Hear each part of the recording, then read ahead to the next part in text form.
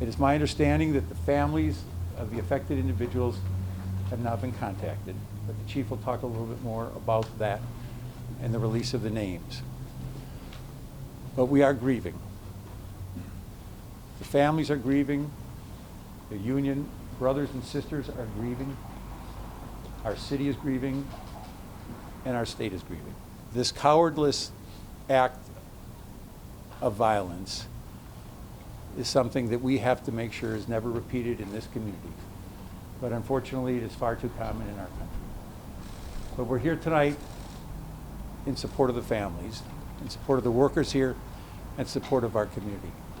On February 26th at approximately 2:08 p.m., the Milwaukee Police Department received a call of a shooting that occurred at the 4100 block of West State Street inside the Molson Coors Beverage Company.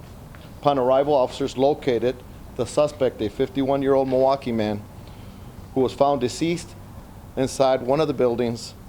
The suspect was an employee of Molson Coors and died from an apparent self-inflicted gunshot wound. Milwaukee Police Department officers located 5 deceased adult victims who were located inside the same building. Each one of the victims worked for Molson Coors.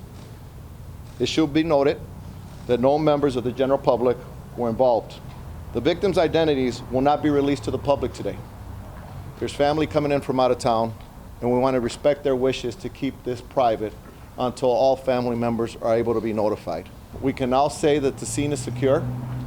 All employees that were on scene have been allowed to go home.